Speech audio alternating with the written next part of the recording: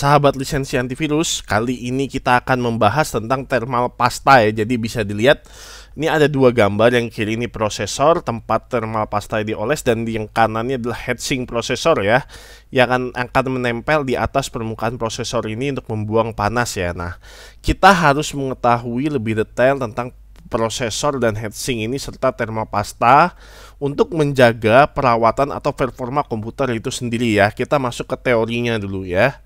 Oke, jadi masih banyak yang belum memahami bahwa thermal pasta pada heatsink prosesor tersebut perlu diganti, atau dia tidak mengetahui dalam jangka waktu berapa lama thermal pasta harus diganti. Dan ada juga yang sangat awam, bahkan tidak mengetahui apa itu komponen thermal pasta.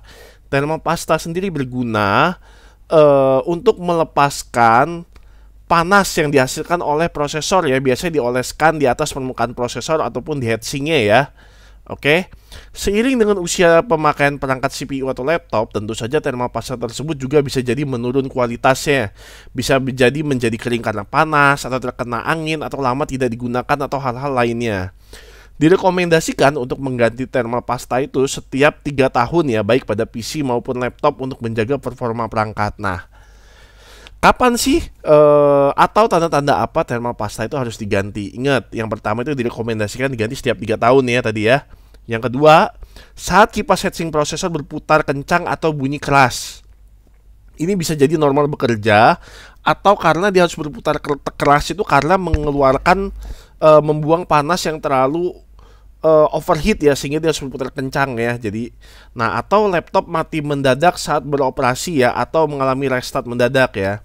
Atau kinerja CPU itu menurun, jadi performanya menurun karena CPU usage-nya meningkat drastis ya karena overheat tersebut, jadi dia tidak bisa bekerja secara normal ya. Jadi pastiin step by step untuk mengecek gejala-gejala tersebut ya pada komputer Anda ya. Selanjutnya, kita melihat sering bungkus pasta itu di belakangnya kan ada semakin besar W/MK, maka akan semakin baik dalam pengantaran panas ya. Tapi masih banyak yang nggak tahu W/MK itu apa ya. Nah, di sini kita nanti akan sharing apa itu W/MK ya. W/MK sendiri singkatan dari watt per meter Kelvin ya. Jadi semakin besar W/MK umumnya akan semakin baik untuk kinerja dari pasta itu sendiri ya. Nah, jadi kita harus memilih kategori thermal pasta yang cocok ya. Jadi kalau untuk komputer office itu ya cukuplah menggunakan pasta yang murah sekitar harga 2.000 sampai 10.000. Banyak istilahnya pasta suntik atau pasta salep ya. Oke. Tetapi kalau yang di atasnya sedikit kinerjanya, yang misal untuk desain grafis seperti Photoshop, Corel, dan lain-lain, ataupun main game ringan, itu bisa menggunakan pasta menengah seperti Deepcool Z3, Z5, atau Cooler Master Thermal Gel, atau JECMI JMSW02, ACS810, Cooler Master HTK02, dan lain-lain ya. Umumnya ini variannya mulai dari harga ya sekitar 15.000 sampai sekitar 80.000 lah ya, sekitar itu ya. Sedangkan untuk komputer yang bekerja berat ada beberapa pasta yang direkomendasikan ya, seperti Thermal Grizzly itu 3 versi, Aeronaut, Hydronaut, atau Cryonaut ya, atau Cooler Master Violet, Be Quiet, Noctua NTH1, Kingpin KPX, atau Deepcool G15 ya. Nah, ini yang umum digunakan. Ada lagi di atasnya levelnya yang Conductonaut. Nah, ini saya kurang rekomendasikan karena ini agak sulit pemakaian dan harus hati-hati ya. Nah, jadi mungkin ini gambaran dari pastanya itu ya. Ya, jadi kalau teman-teman beli pasta, selain dilihat gram, lihat juga watt per meter Kelvinnya sebagai patokan ya. Oke. Nah, paling mudah sih lihat review-review di YouTube aja ya, rekomendasinya pakai apa gitu, yang lihat yang udah pakai ya. Nah, ini contoh dari punya customer saya yang PC yang udah tua bener ya. Tuh, lihat tuh, bisa dilihat sampai kering ya pastanya ya. Waduh, kacau ini. Tuh. Lihat nih, sama nih. Nih, ini wajar penggunanya mengeluh ya. Nah, ini contoh yang sudah saya bersihkan ya. Ini udah bersih banget ya, pakai alkohol bersihinnya ya. Nah, ini juga prosesornya udah bersih ya. Nanti ada tuh video singkatnya ya. Lisensi antivirus kali ini kita ada PC ya. Nah, PC ini menurut pemiliknya setiap dipakai main atau login Windows, CPU-nya langsung tinggi 100% ya. Jadi udah kita install ulang CPU-nya, ganti HDD ke SSD, itu masih juga.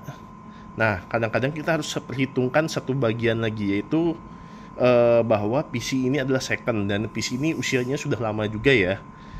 Jadi tentu harus ada pergantian thermal pasta. Kalau dia thermal pastanya kering, tentu akan cepat panas ya.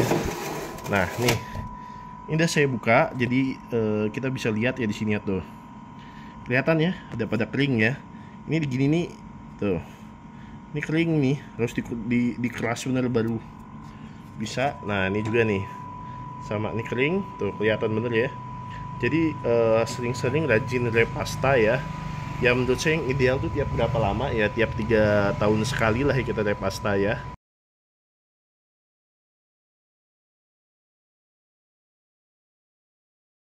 Jadi jangan lupa dibersihin dulu ya. Terus teman-teman nanti lakukan repasta. Bersihinnya juga teman-teman yang bersih, jadi efektif nanti pastanya ya. Pastiin permukaan udah smooth lagi nih ya, nggak ada bekas sisa pasta. Kalau kita di sini pakai alkohol ya, ini banyak digunakan itu alkohol untuk medis, ini cepet ya untuk melepas dari permukaan logam-logam seperti ini. Langsung bersih permukaannya ya. Jadi setelah nanti dikasih kapas, diamin dulu biar memuai sekitarnya 10 menit lah ya. Setelah 10 menit permukaannya kering lagi, baru nanti olesin pasta-pasta aja ya. Nah ini pasta yang murah aja nih, pasta-pasta 2000-an ya. Oke. Teman-teman mau ngepasta, jangan lupa pakai spatulanya ya. Nah ini jadi dia bisa rapih ya tuh. Sama di sini juga pakai spatula ya. Oke.